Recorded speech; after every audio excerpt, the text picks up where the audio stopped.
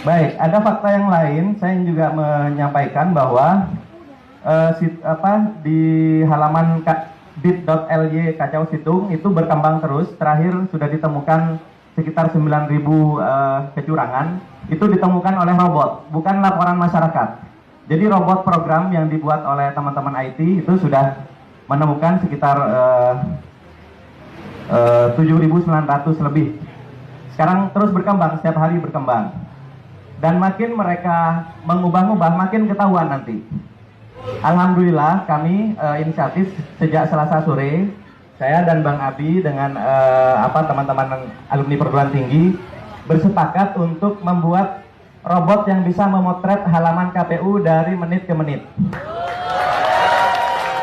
Jadi saya hanya memerlukan 50 sampai 100 laptop untuk mengetahui sebuah TPS ini dipermainkan apa tidak angkanya. Jadi saya mungkin ada KPU atau perwakilan yang ada hadir di sini, tolong jangan dimainkan lagi. Jangan yang sudah curang dibenerin, kemudian diubah lagi, dilaporkan di sini dibenerin, tapi nanti curangnya dipindah ke yang lain. Nah ini jangan sampai seperti itu, karena kita punya rekamannya dari menit ke menit. Setiap halaman sampai ke TPS. Jadi nanti boleh di-query, boleh ditanya ke mesin kami, TPS ini pernah berubah berapa kali angkanya. Ya. Jadi, dan sistem ini kami tidak menghabiskan 24 triliun. Ya. Jadi, sistem saya hanya perlu menyewa laptop, 700.000 kali 100 laptop. Cuma 70 juta. Saya hanya memerintahkan staf saya 2 hari membuat aplikasinya. Saya kemudian hosting di bukan hosting ya, menyewa server hanya $80 sebulan. Hanya 1 juta saja. Jadi nggak sampai 100 juta, KPU ini sudah hilang kredibilitasnya. Ya. Jadi nggak perlu bukti aneh-aneh. Itu ya.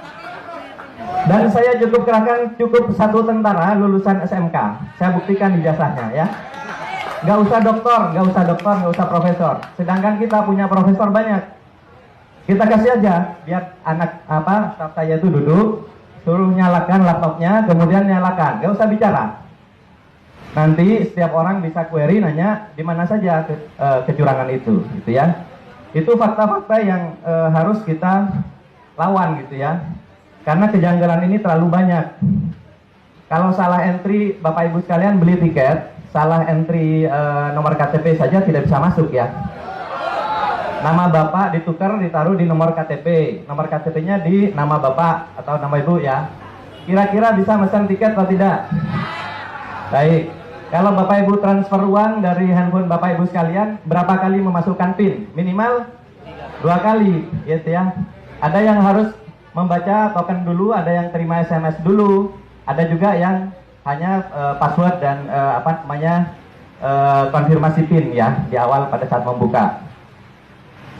Tapi apakah di sistem KPU itu terjadi? Dengan gejala seperti sekarang terlihat, dipastikan itu tidak ada. Padahal itu adalah standar keamanan yang standar sekali, yang paling rendah. Sedangkan kita bisa melihat komposisi server dan sebagainya yang ada di KPU itu sekarang, itu bagaimana akses door-nya, kemudian ada log orang yang keluar masuk di situ. Username password yang didaftarkan itu apakah passwordnya dikirim lewat handphone atau dikirim lewat printout atau apa, gitu ya. Apakah ketika terima password harus langsung diubah setelah login pertama kali? Nah itu kan harus diperiksa semua. Oleh karena itu kami mengusulkan dengan kejadian yang sangat janggal ini, selain IT audit KPU secara teknologi, tapi kita juga perlu mengaudit orang-orangnya. Ya. Jadi dalam IT audit itu selain servernya, programnya, itu juga orangnya. Apakah betul sidik jari mereka didaftarkan misalnya untuk masuk ke ruang server? Dan server itu, mohon maaf, apakah betul ada di situ? Kemudian untuk masuk harus pakai VPN. Saya kok tidak yakin. Itu ya. Kemudian sekarang dari KPUD itu yang menginput data, saluran VPN-nya seperti apa? Kok rasanya nggak pakai VPN, sehingga semua jenis laptop, semua jenis komputer, bahkan mungkin handphone itu bisa mengakses situng KPU. Itu tidak boleh. Pertama, rawan untuk down ya. Yang kedua, rawan dimasuki oleh intruder. Yang ketiga, ya sudah, saya yang paling curiga, yang ketiga adalah social engineering. Jadi password-password itu memang sembarangan dikasih atau dikasih ke orang-orang tertentu yang mengamati angka-angka yang gampang dimanipulasi. Misalnya 11, jadi 111. Dia nggak nginput misalnya 211, dia bikin 111. Karena nanti bisa bilang keyboardnya rusak Pak gitu. Itu ya, jadi lebih memilih nambah di depan daripada nambah 0 di belakang. Lebih banyak yang seperti itu kasusnya.